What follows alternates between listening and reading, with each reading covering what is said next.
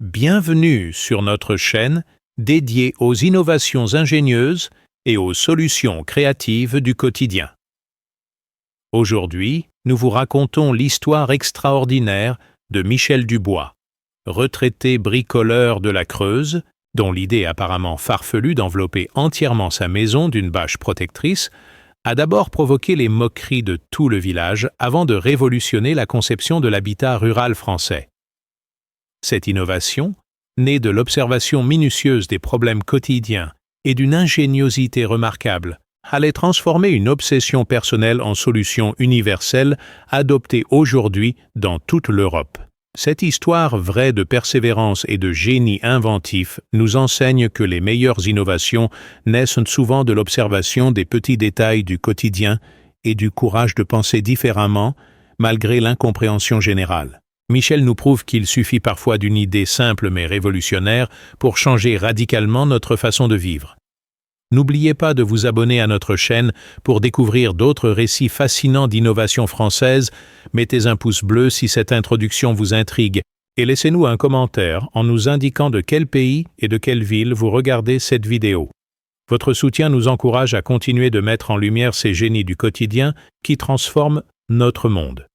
Préparez-vous à découvrir comment une idée jugée ridicule par tous est devenue une révolution architecturale. Paragraphe 1. L'automne pluvieux de 2018 marqua un tournant décisif dans la vie de Michel Dubois, retraité de 68 ans installé dans le petit village de Saint-Pardoux-le-Neuf, en plein cœur de la Creuse.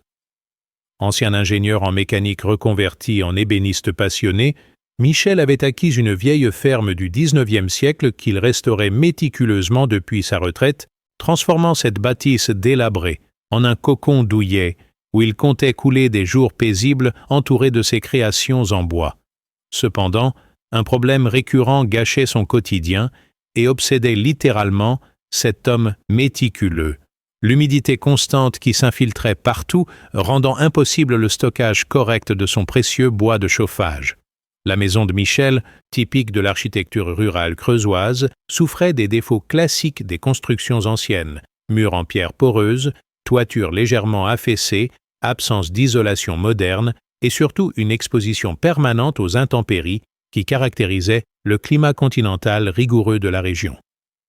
Chaque automne, c'est la même galère, se lamentait-il auprès de sa voisine Monique Petit. Dès que l'humidité arrive, mon bois devient inutilisable. Mes outils rouillent et mes meubles se déforment.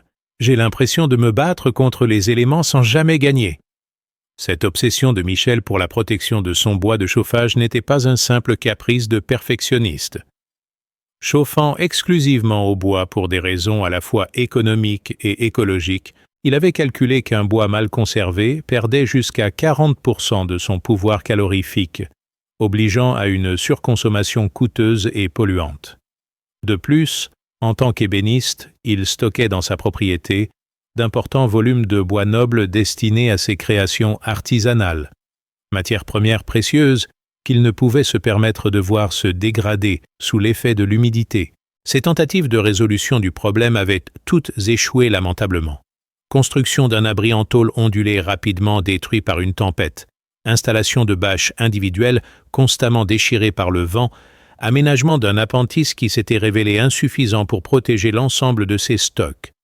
J'ai dépensé une fortune en solutions partielles, calculait-il amèrement, et je me retrouve chaque année avec le même problème.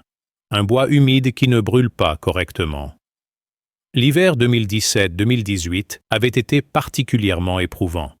Une succession de tempêtes atlantiques avait transformé sa cour en marécage permanent, rendant impossible tout stockage extérieur de combustible. Michel avait dû acheter en urgence du bois industriel séché, une solution onéreuse qui gruva sérieusement son budget de retraité. « C'est absurde !»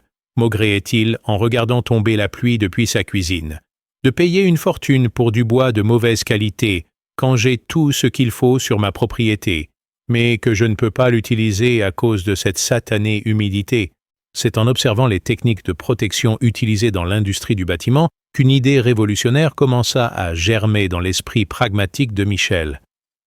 Lors d'une promenade dans le bourg voisin de Guéret, il avait remarqué comment les entreprises de construction protégeaient efficacement leurs chantiers en enveloppant complètement les bâtiments en rénovation sous d'immenses bâches étanches.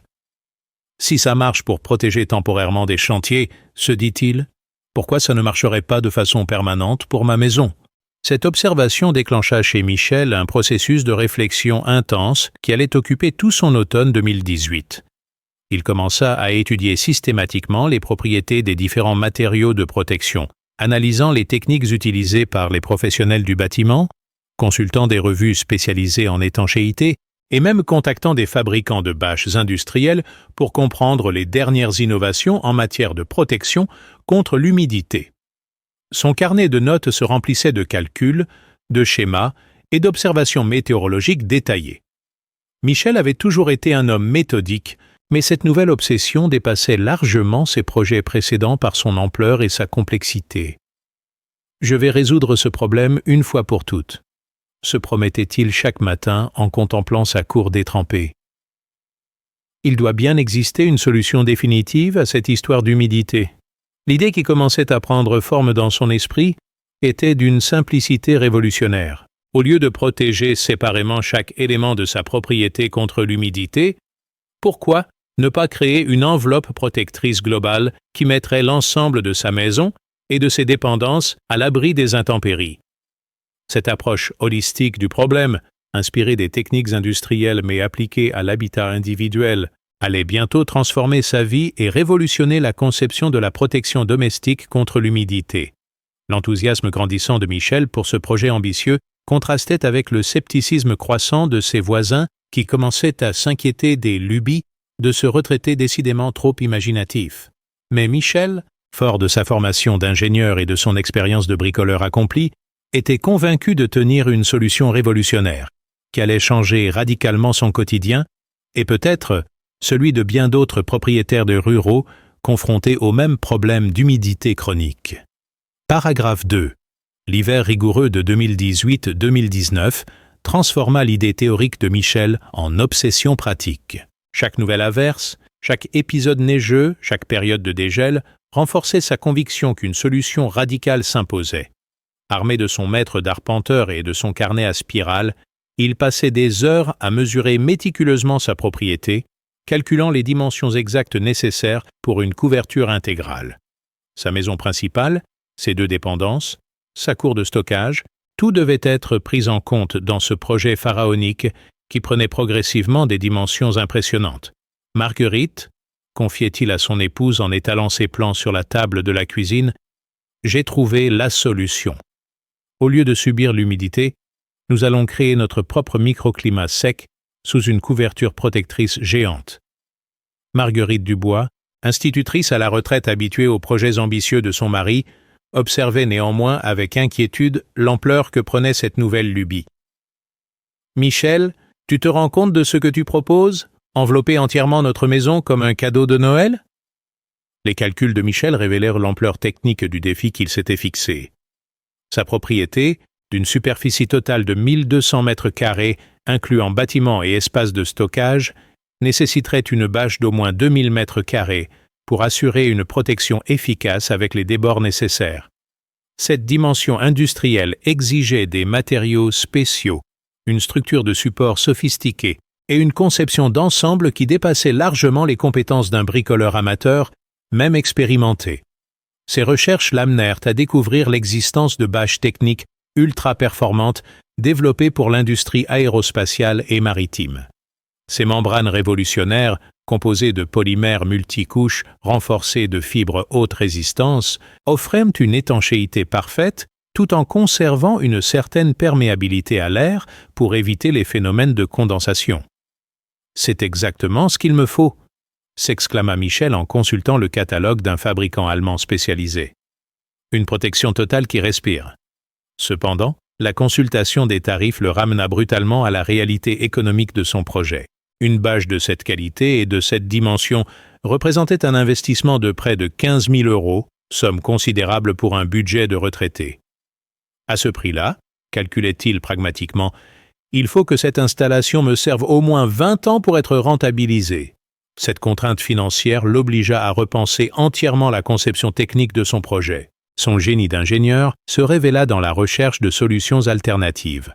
Au lieu d'une membrane unique haut de gamme, Michel conçut un système modulaire, utilisant plusieurs bâches industrielles standards assemblées selon une technique de soudure par haute fréquence qu'il maîtrisait grâce à son passé professionnel. Cette approche réduisait le coût matériel de 60%, tout en conservant les performances d'étanchéité recherchées. La structure de support constituait le second défi majeur de ce projet ambitieux. Michel devait concevoir une charpente temporaire capable de soutenir une bâche de 2 tonnes sur une surface de 2000 m², tout en résistant aux vents violents caractéristiques de la région creusoise. Sa solution innovante combinait mâts télescopiques en aluminium, haubanage en câble d'acier et ancrage profond dans des massifs de béton spécialement coulés pour l'occasion. Ce qui me passionne dans ce projet, expliquait-il à son ami André Meunier, ancien collègue ingénieur venu lui rendre visite, c'est qu'il combine tous les défis techniques que j'aime. Calcul de résistance des matériaux, aérodynamique, étanchéité, logistique de montage. C'est comme construire un hangar d'aviation autour de ma maison. André, plus pragmatique, s'inquiétait. « Michel, tu te rends compte que tes voisins vont croire que tu es devenu fou ?» Effectivement, les premières fuites concernant ce projet extraordinaire commençaient à alimenter les conversations du village. « Vous avez entendu les dernières folies du père Dubois ?» chuchotait Monique Petit à l'épicerie du bourg. « Il veut emballer sa maison dans du plastique. On aura tout vu. » Ces commentaires moqueurs, rapportés à Michel par sa femme, ne l'ébranlaient nullement dans sa détermination. « Les pionniers ont toujours été incompris, » philosophait-il. « Quand ils verront les résultats, ils changeront d'avis. » Le printemps 2019 marqua le passage de la théorie à la pratique. Michel commanda ses premiers matériaux. 500 mètres de bâche industrielle pour un prototype d'essai, 12 mâts télescopiques de 6 mètres de hauteur, 2 km de câbles d'acier de 8 mm de diamètre et 50 sacs de ciment pour les ancrages. Cette première commande, livrée par 3 camions successifs, transforma sa cour en véritable chantier industriel qui intrigua et inquiéta tout le voisinage. « Maintenant, on va voir ce que Michel a dans le ventre », murmurait Robert Lemoine, maire du village, en observant depuis sa fenêtre l'activité inhabituelle chez son administré. Soit il est vraiment génial, soit il est complètement cinglé. Dans les deux cas, ça va faire parler dans tout le canton. Cette attention générale, mélange de curiosité et d'inquiétude, ne faisait qu'ajouter à la pression que ressentait Michel pour réussir son pari technique et prouver que son idée révolutionnaire était viable. Paragraphe 3. Le matin du 15 avril 2019. Michel entreprit la phase de montage de son prototype avec l'excitation d'un inventeur sur le point de révéler sa création au monde. Aidé de son voisin André et de son fils Julien, ingénieur informaticien venu spécialement de Lyon pour l'occasion, il commença par installer les ancrages de fondation selon un plan géométrique précis qu'il avait calculé pour optimiser la répartition des charges. Cette première étape, apparemment simple, révéla immédiatement la complexité technique du projet qui transformait sa propriété en véritable chantier d'ingénierie. « Papa, » observait Julien en découvrant l'ampleur des préparatifs, « tu te rends compte que tu es en train de construire une structure qui pourrait abriter un petit avion. Ces calculs de résistance au vent sont plus complexes que ceux de certains bâtiments industriels. » Cette remarque flatteuse confortait Michel dans sa conviction que son projet dépassait largement le simple bricolage pour entrer dans le domaine de l'innovation technique véritable. Le montage des mâts télescopiques révéla la première difficulté imprévue. Ces structures, parfaitement adaptées à un usage temporaire sur terrain plat, s'avéraient délicates à stabiliser sur le terrain légèrement en pente de sa propriété. Michel dut improviser un système de cales et de vérins qui lui prit une journée entière de réglages minutieux. En ingénierie, expliquait-il patiemment à André qui s'impatientait, 80% du travail consiste à résoudre les problèmes qu'on n'avait pas prévus. L'installation du haubanage constitua la phase la plus spectaculaire du montage. Les câbles d'acier, tendus selon un schéma complexe inspiré des techniques de gréement maritime, transformaient progressivement la propriété de Michel en structure aérienne impressionnante qui fascinait autant qu'elle inquiétait les passants. On dirait qu'il construit un chapiteau de cirque, commentait malicieusement Marcel Durand, facteur du village. Ou alors une antenne pour communiquer avec les extraterrestres. Ces remarques moqueuses, rapportées à Michel par les échos du village, ne l'ébranlait nullement. Au contraire, elles renforcèrent sa détermination à prouver la validité de son concept révolutionnaire. « Laisse-les parler », confiait-il à Marguerite. « Quand ils verront que mon bois reste sec toute l'année et que mes factures de chauffage diminuent de moitié, ils comprendront que j'avais raison. » Cette confiance inébranlable dans son projet l'aidait à surmonter les difficultés techniques qui se multipliaient. Le déploiement de la bâche constitua l'épreuve de vérité de tout le système. Cette opération délicate, nécessitant une coordination parfaite entre les 4 manipulateurs et une surveillance constante des conditions météorologiques, transforma le montage en véritable spectacle pour tout le village. Une foule de curieux s'était rassemblée le long de la route départementale pour observer cette première mondiale qui défrayait déjà la chronique locale. « Bon sang, Michel !» s'exclamait André en voyant la bâche se déployer majestueusement au-dessus de la propriété. « On dirait que ta maison disparaît sous un nuage gris. C'est impressionnant !» Effectivement, la vue de cette habitation entièrement enveloppée créait un effet visuel saisissant qui transformait radicalement l'aspect de la propriété. La maison traditionnelle creusoise disparaissait sous une coque futuriste qui évoquait autant un hangar d'aviation qu'une installation d'art contemporain. Les réactions du voisinage furent immédiates et partagées. « C'est une horreur, Sahi !» s'exclamait Monique Petit. « Il défigure tout le paysage avec son truc en plastique, et si tout le monde se met à faire pareil, on va ressembler à une zone industrielle. » Ces critiques esthétiques, prévisibles mais néanmoins blessantes, révélaient l'une des failles du projet de Michel. L'impact visuel de son innovation sur l'environnement rural traditionnel. À l'inverse, certains observateurs plus techniques manifestaient une curiosité admirative. « C'est génial comme concept !» s'enthousiasmait Jean-Pierre Moreau, entrepreneur en bâtiment du canton. « Si ça marche vraiment, ça va révolutionner la protection contre l'humidité dans toute la région. » Michel est peut-être en train d'inventer quelque chose d'énorme. Cette reconnaissance professionnelle encourageait l'inventeur dans ses efforts. Les premiers tests d'étanchéité s'avérèrent concluants au-delà de toutes les espérances. Pendant une averse printanière particulièrement violente, Michel put constater que l'espace protégé sous sa bâche restait parfaitement sec, malgré l'intensité des précipitations. « Marguerite, viens voir ça !» criait-il depuis sa cour transformée en espace étanche. « Il pleut des cordes dehors, et ici, on pourrait faire sécher du linge. » Cette première validation technique du concept ouvrait des perspectives extraordinaires.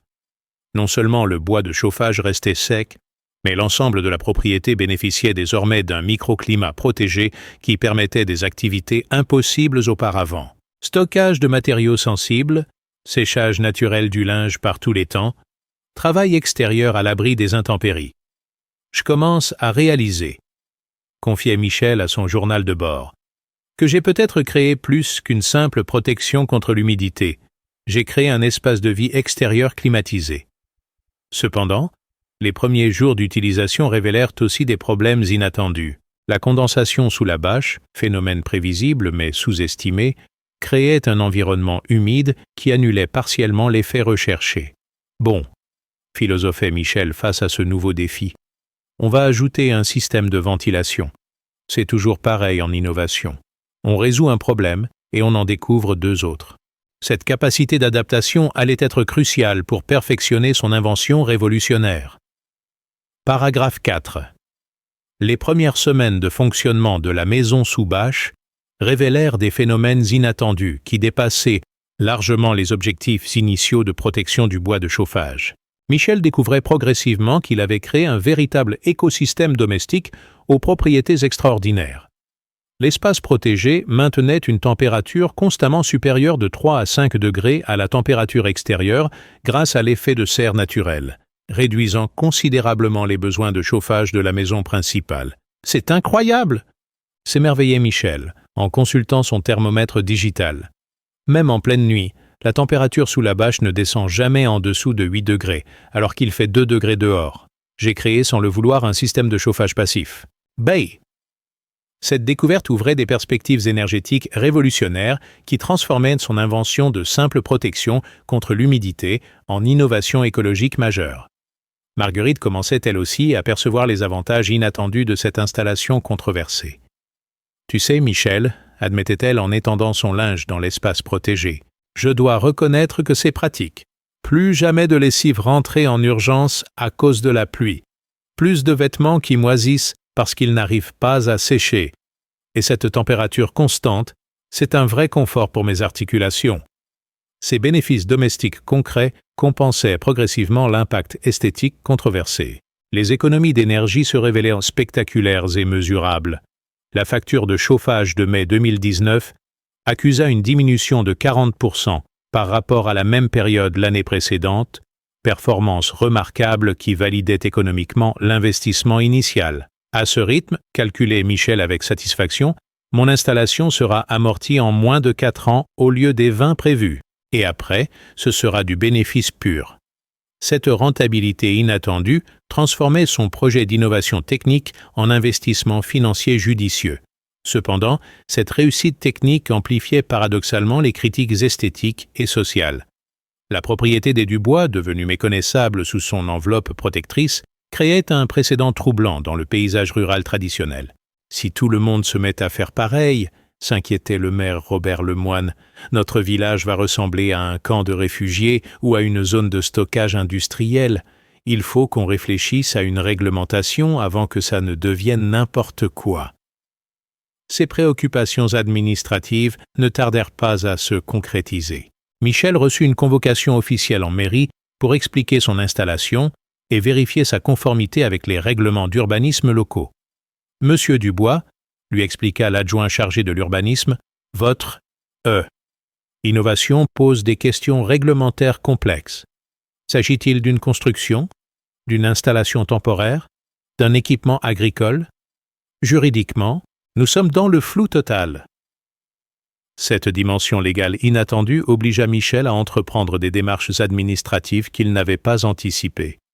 Consultation d'un avocat spécialisé en droit de l'urbanisme, dépôt d'un dossier de déclaration préalable en mairie, négociation avec l'architecte des bâtiments de France pour obtenir les autorisations nécessaires. « Je n'aurais jamais imaginé, » se plaignait-il à Marguerite, « qu'innover puisse être aussi compliqué administrativement.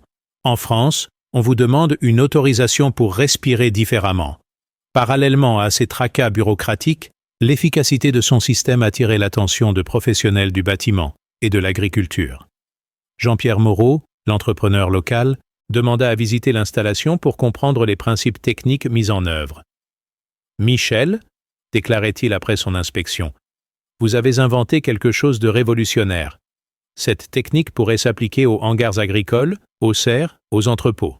Il faut qu'on discute d'une collaboration commerciale. » Cette reconnaissance professionnelle ouvrait des perspectives économiques que Michel n'avait jamais envisagées.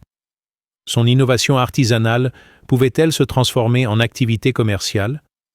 Fallait-il déposer un brevet pour protéger son concept? Comment développer cette technique sans perdre son caractère accessible et économique? Ces questions stratégiques dépassaient largement ses compétences d'ingénieur retraité. L'été 2019 apporta la validation définitive du concept. Pendant la canicule exceptionnelle de juillet, l'espace protégé sous la bâche maintint une température fraîche et agréable grâce à l'isolation thermique et au système de ventilation que Michel avait perfectionné. « C'est fantastique !» s'exclamait André Meunier en découvrant ce microclimat artificiel. « Dehors, il fait 38 degrés, et ici, on est à 28 degrés avec une brise fraîche. Tu as créé la première climatisation écologique de la Creuse. » Cette performance estivale révéla une polyvalence saisonnière inattendue. L'installation qui protégeait du froid et de l'humidité hivernale s'avérait également efficace contre la chaleur et la sécheresse estivale. Michel réalisait progressivement qu'il avait développé bien plus qu'une simple protection du bois de chauffage. Il avait créé un concept d'habitat climatisé révolutionnaire qui remettait en question les approches traditionnelles de l'architecture bioclimatique. Les résultats mesurables s'accumulaient et devenait indéniable. Économie d'énergie de 45% sur l'année, protection parfaite de tous les matériaux stockés, confort d'usage exceptionnel par tous les temps, durabilité remarquable des équipements protégés. Les chiffres parlent d'eux-mêmes, notait Michel dans son carnet de bord. Cette installation fonctionne au-delà de mes espérances les plus optimistes. Maintenant, Il faut convaincre les sceptiques que l'innovation vaut parfois quelques sacrifices esthétiques. Paragraphe 5. L'automne 2019 marqua un tournant décisif dans la perception locale de l'innovation de Michel. L'arrivée des premières tempêtes automnales permit une comparaison directe entre sa propriété protégée et les habitations traditionnelles du village qui subissaient les affres habituelles de la saison humide. Tandis que ses voisins couraient à protéger leurs bûchers et rentraient précipitamment leur linge séchant dehors, Michel vaquait sereinement à ses occupations dans son espace climatisé, indifférent aux trombes d'eau qui s'abattaient sur sa bâche protectrice. Cette démonstration pratique d'efficacité commença à ébranler les convictions des plus sceptiques. Je dois reconnaître, admettait Monique Petit en observant Michel scier tranquillement son bois sous sa protection, que c'est pratique son système. Moi j'ai encore eu ma pile de bûches complètement trempée la semaine dernière, et lui, il travaille au sec même sous la pluie battante. Cette reconnaissance progressive des avantages pratiques marquait l'évolution de l'opinion publique locale. L'efficacité énergétique exceptionnelle de la maison protégée devenait un argument économique imparable. Ses factures de chauffage de novembre et décembre affichaient des réductions de 50% par rapport aux années précédentes, performance remarquable qui suscitait l'envie de propriétaires aux budgets énergétiques serrés. À ce rythme, calculait Robert Lemoine, Michel va économiser plus d'argent en chauffage qu'il n'en a dépensé pour son installation. C'est un investissement rentable, pas une lubie de retraité. Cette validation économique attira l'attention des médias locaux.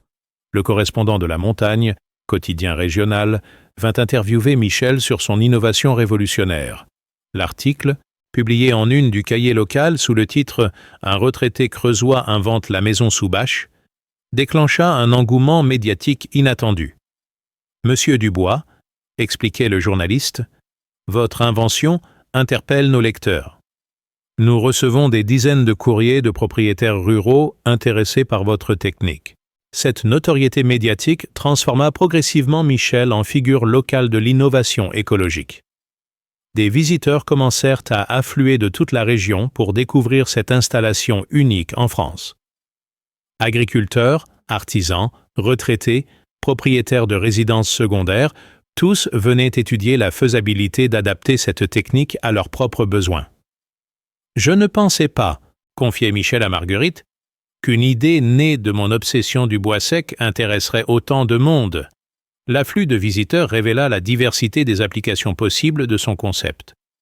Un éleveur de chèvres s'intéressait à la protection de ses stocks de fourrage, un potier cherchait à sécher ses créations par tous les temps, un maraîcher voulait protéger ses légumes des intempéries. « C'est passionnant », observait Michel, de voir comment chacun adapte mon idée à ses problèmes spécifiques. Mon invention devient un concept universel. Cette universalité potentielle attira l'attention d'entrepreneurs visionnaires. Jean-Pierre Moreau proposa officiellement à Michel de créer une société commune pour commercialiser cette innovation sous forme de kit modulaire adaptable. « Michel, argumentait-il, votre invention pourrait révolutionner l'habitat rural en France. Il faut la développer industriellement avant que quelqu'un d'autre ne nous copie. » Cette proposition commerciale obligeait Michel à réfléchir sérieusement à l'avenir de sa création. Cependant, le succès grandissant de son innovation créait aussi des complications inattendues. L'administration départementale commençait à s'intéresser de près à cette installation qui échappait aux classifications réglementaires traditionnelles. « Monsieur Dubois, » l'informa l'architecte départemental, « votre système pose des questions de précédent. Si nous l'autorisons officiellement, nous risquons de voir se multiplier des installations similaires sans contrôle architectural. » Cette pression administrative obligea Michel à engager une réflexion plus large sur l'intégration paysagère de son concept. Comment concilier efficacité technique et respect de l'environnement rural? Pouvait-on développer des versions esthétiquement acceptables de sa bâche protectrice? Ces questions dépassaient ses compétences d'ingénieur pour toucher au domaine de l'architecture et de l'urbanisme. La solution émergea d'une collaboration inattendue avec l'École nationale supérieure d'architecture de Clermont-Ferrand. Des étudiants en fin de cursus choisirent l'innovation de Michel comme sujet de projet de fin d'études, proposant des variantes esthétiques qui conservaient l'efficacité technique tout en s'intégrant harmonieusement dans l'environnement rural. « C'est génial !» s'enthousiasmait Michel en découvrant leur maquette. Ils ont trouvé le moyen de rendre mon idée belle, en plus d'être efficace.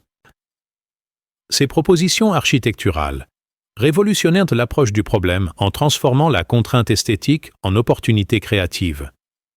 Bâches colorées s'harmonisant avec les paysages, structures évoquant l'architecture vernaculaire, systèmes modulaires permettant des configurations personnalisées, autant d'innovations qui enrichissaient le concept initial. Mon invention évolue, réalisait Michel avec fierté. Elle devient plus sophistiquée grâce à l'apport de ces jeunes architectes. L'hiver 2019-2020 apporta la consécration définitive du concept. Malgré des conditions météorologiques particulièrement rigoureuses, l'installation fonctionna parfaitement, maintenant des conditions de confort et d'efficacité énergétique exceptionnelles. Plus aucun doute possible, concluait Michel en consultant ses relevés. Cette technique fonctionne dans toutes les conditions. Maintenant, il faut la diffuser pour que d'autres en profitent. Cette conviction altruiste allait motiver la phase suivante de son aventure innovative. Paragraphe 6. Le printemps 2020 transforma l'innovation artisanale de Michel en phénomène national grâce à un concours de circonstances imprévisibles.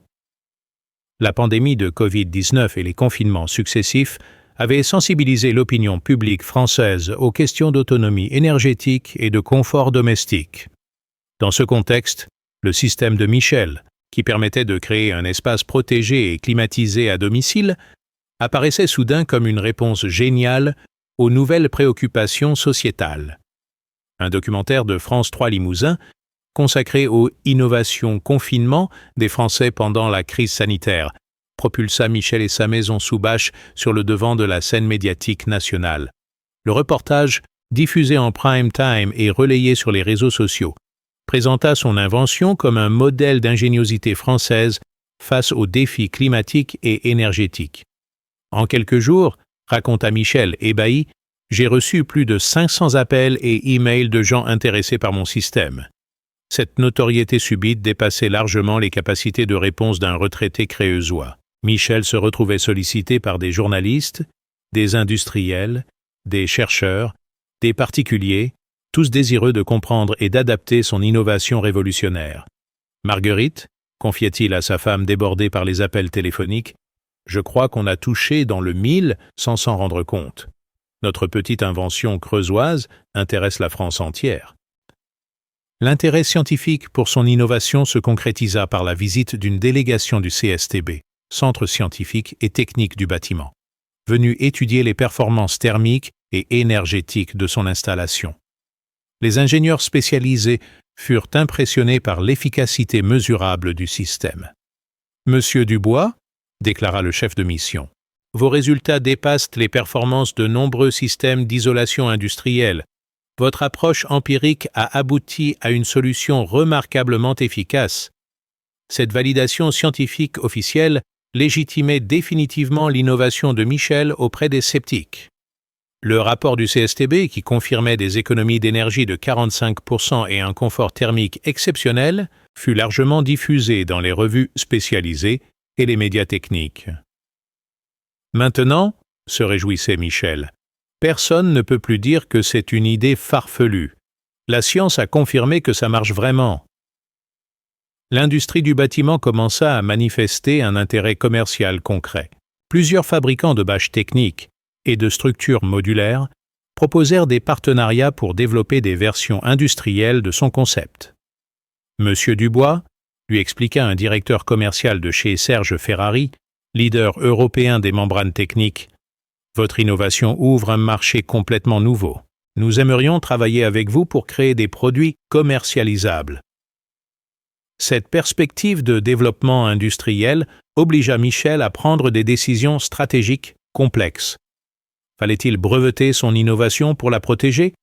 Comment choisir entre les différents partenaires industriels? Quelle structure juridique adopter pour gérer ces nouvelles activités? Je suis ingénieur, pas commercial, se lamentait-il face à ces questions business qui dépassaient ses compétences techniques.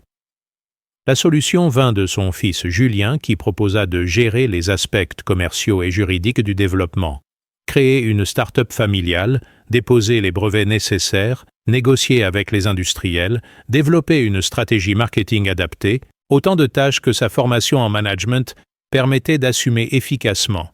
« Papa, » lui expliqua-t-il, « ton invention a un potentiel énorme. Il faut la structurer professionnellement pour qu'elle profite au maximum de monde. » Cette collaboration père-fils donna naissance à Dubois Innovation, société spécialisée dans les systèmes de protection climatique pour l'habitat. Michel apportait son expertise technique et son expérience pratique. Julien gérait le développement commercial et les relations industrielles. « C'est formidable !» se réjouissait Michel, « de voir mon fils s'investir dans mon projet.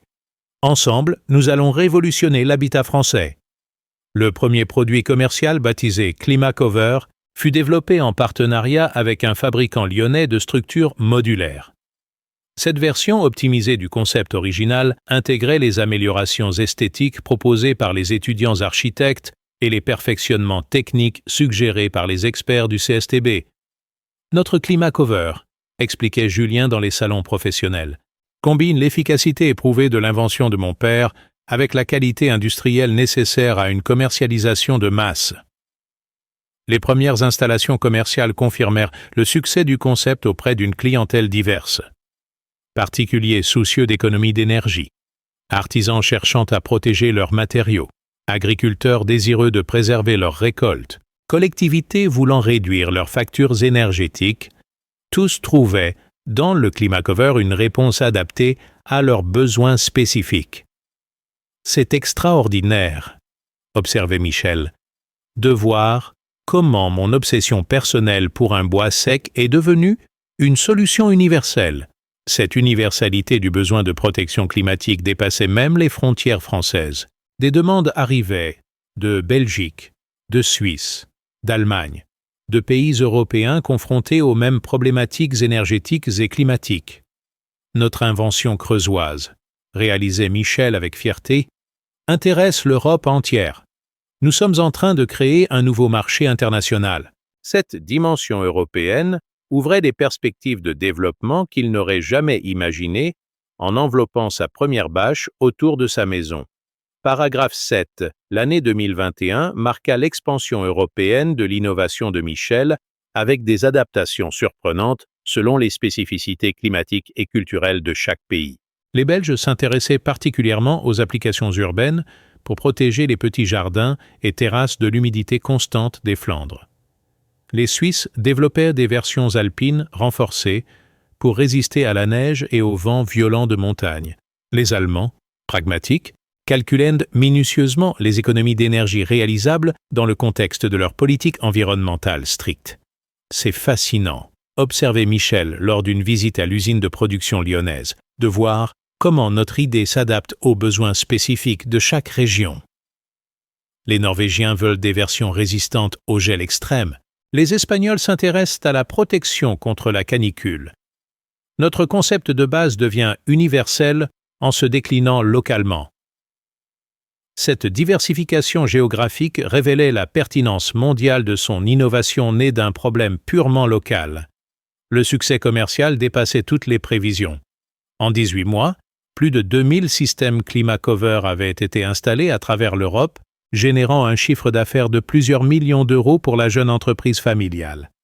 Michel, devenu malgré lui chef d'entreprise, découvrait les joies et les contraintes du management industriel. « Je n'aurais jamais imaginé, confiait-il à Marguerite, qu'une idée née dans notre cuisine creusoise emploierait un jour 50 personnes et exporterait dans 12 pays. » Cette réussite entrepreneuriale attira l'attention des médias économiques nationaux.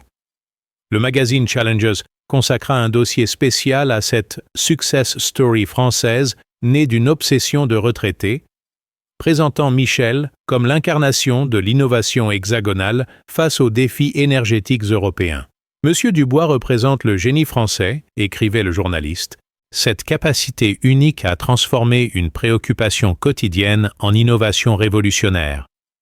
Cependant, ce succès médiatique créait aussi des complications inattendues. La propriété de Michel, devenue un site de pèlerinage pour les amateurs d'innovation, subissait une pression touristique difficile à gérer. Tous les week-ends, se plaignait Marguerite, Nous avons des visiteurs qui viennent photographier notre maison. Le village ressemble parfois à un parking avec tous ses cars de touristes.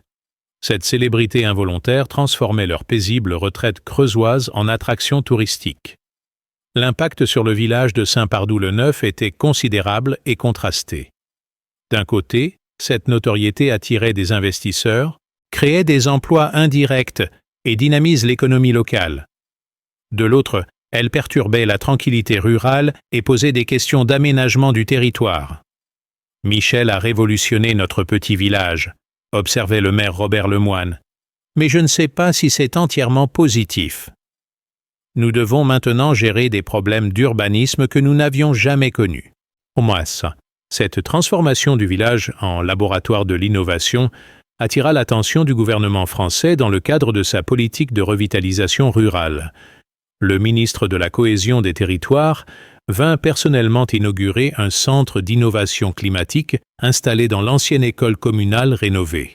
« Monsieur Dubois », déclara-t-il lors de la cérémonie, « vous incarnez cette France qui innove, cette capacité à transformer nos territoires ruraux en pôles d'excellence technologique. » Cette reconnaissance politique s'accompagna de subventions publiques pour développer la recherche appliquée autour du concept de protection climatique. Un partenariat avec l'Université de Clermont-Ferrand permit de créer un laboratoire de recherche spécialisé dans les enveloppes climatiques adaptatives.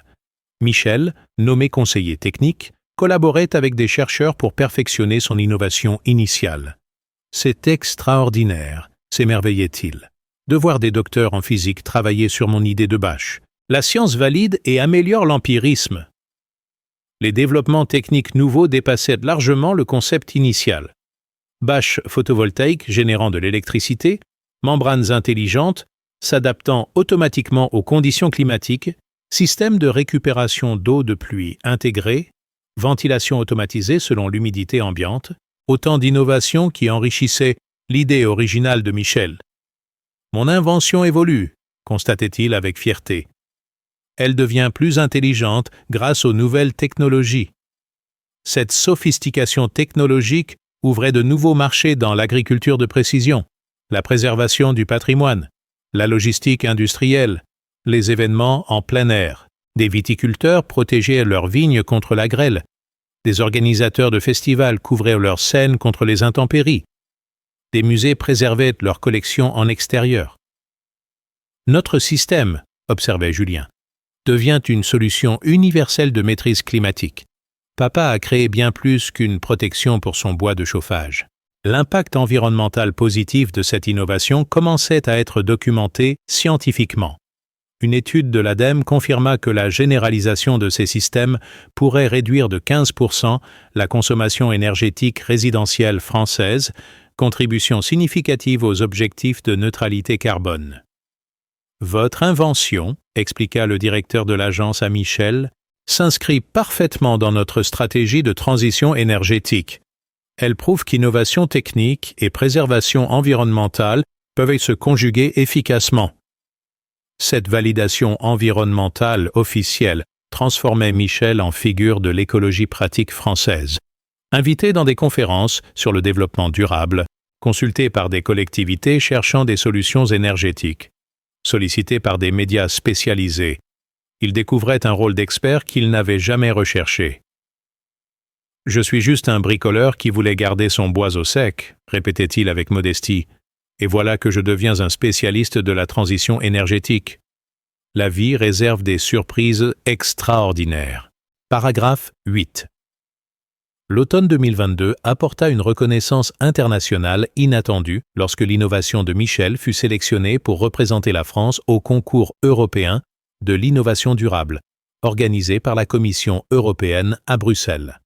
Cette distinction prestigieuse, décernée à seulement 50 projets parmi 2000 candidatures européennes, consacrait définitivement le génie inventif de ce retraité creusois dont l'idée farfelue était devenue une référence continentale en matière d'efficacité énergétique résidentielle. « Mesdames et messieurs », déclara Michel devant l'assemblée de 500 experts européens réunis dans l'hémicycle bruxellois, « il y a 4 ans, mes voisins pensaient que j'étais devenu fou en enveloppant ma maison comme un cadeau.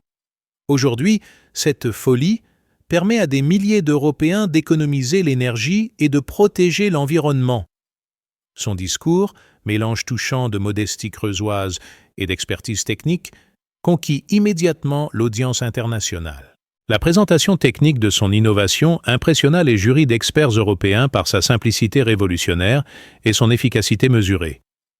Les chiffres parlaient d'eux-mêmes: 45% d'économie énergétique, 60% de réduction des émissions de CO2, coût d'installation amorti en 3 ans, durabilité supérieure à 20 ans. Monsieur Dubois, commenta le président du jury, professeur d'ingénierie climatique à l'université de Delft, votre approche empirique a abouti à des résultats que nous, chercheurs académiques, peinons à obtenir avec nos modèles théoriques complexes. Le prix européen de l'innovation durable, remis par la commissaire européenne à l'énergie en personne, propulsa Michel et son équipe sur la scène internationale.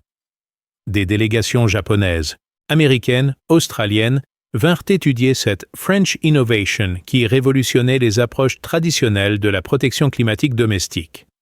C'est incroyable, s'émerveillait Michel, de voir des ingénieurs de Tokyo s'intéresser à mon système conçu dans ma cuisine de Saint-Pardoux-le-Neuf.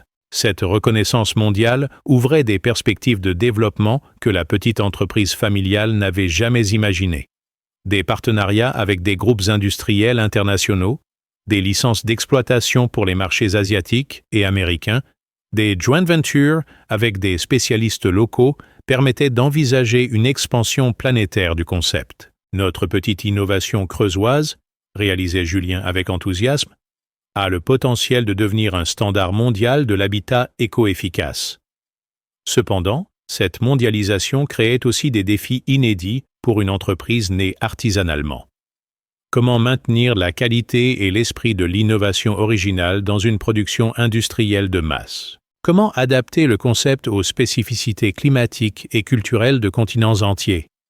Comment préserver l'âme française de l'invention dans un développement international? Ces questions stratégiques nécessitaient des expertises que la famille Dubois ne possédait pas.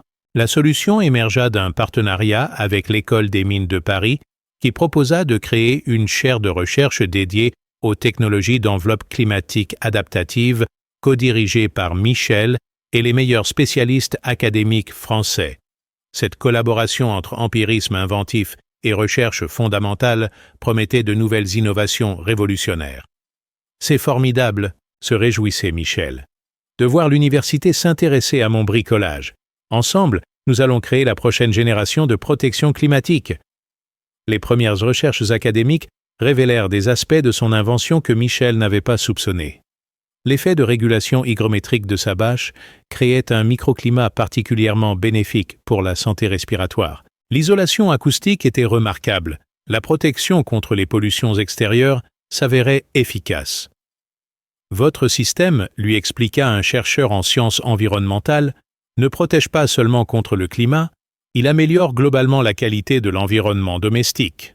Ces découvertes scientifiques ouvraient de nouveaux marchés dans le domaine de la santé publique, des applications thérapeutiques pour les personnes allergiques, des solutions pour les zones polluées, des protections contre les nuisances urbaines enrichissaient le potentiel commercial de l'innovation. Papa, observait Julien avec admiration, ton obsession pour un bois sec a créé une technologie qui améliore la qualité de vie. C'est bien plus qu'une simple économie d'énergie. L'impact sociétal de cette innovation commençait à être documenté par des sociologues spécialisés. L'amélioration du confort domestique, la réduction des factures énergétiques, la création d'espaces de vie extérieurs protégés transformaient les habitudes familiales et les relations sociales. Monsieur Dubois, expliqua une chercheuse du CNRS, votre invention modifie la façon dont les gens vivent chez eux. Vous avez créé une nouvelle forme d'habitat qui réconcilie intérieur et extérieur. Cette dimension anthropologique inattendue passionnait Michel, qui découvrait que son innovation dépassait largement les aspects techniques pour toucher au fondement même de l'habitat humain. « Je voulais juste protéger mon bois », répétait-il avec émerveillement. « Et j'ai fini par transformer la façon dont les gens habitent leur maison. C'est la preuve que les meilleures innovations naissent de préoccupations très concrètes et très personnelles. » L'évolution de l'opinion publique dans son village natal illustrait parfaitement cette transformation. Les mêmes voisins qui se moquaient de sa maison emballée demandèrent maintenant des conseils pour équiper leur propriété. Monique Petit, sa plus féroce critique initiale, avait fait installer un système climat-cover pour protéger sa serre et son potager. Michel avait raison depuis le début, admettait-elle avec la sagesse de l'expérience. Nous aurions dû l'écouter au lieu de nous moquer. Maintenant, c'est lui qui donne des leçons au monde entier. Paragraphe 9. Le début de l'année 2023 marqua une étape symbolique majeure lorsque la présidence française de l'Union européenne choisit l'innovation de Michel comme exemple emblématique de la souveraineté technologique européenne dans le domaine de la transition énergétique. Cette reconnaissance politique au plus haut niveau transformait définitivement l'inventeur creusois en figure nationale de l'innovation française. Monsieur Dubois incarne cette Europe qui innove, déclara le président de la République lors d'une visite officielle à Saint-Pardoux le 9. Cette capacité unique de nos territoires à créer des solutions d'avenir à partir d'observations du quotidien. Non. Cette visite présidentielle dans le petit village creusois créa un événement médiatique international qui dépassa largement les frontières françaises. Des chaînes de télévision du monde entier vinrent filmer cette maison qui a révolutionné l'habitat européen, transformant temporairement Saint-Pardoux-le-Neuf en centre névralgique de l'actualité technologique mondiale. Je n'arrive toujours pas à réaliser, confiait Michel aux journalistes, que le président de la République visite ma bâche. Il y a 5 ans, mes voisins pensaient que j'étais fou. L'impact économique de cette reconnaissance dépassait largement le cadre de l'entreprise familiale. Le succès de Dubois Innovation avait créé un écosystème industriel complet dans la région Limousin. Sous-traitants spécialisés, centres de recherche appliquée, formation technique dédiée, pôle d'excellence en technologie climatique.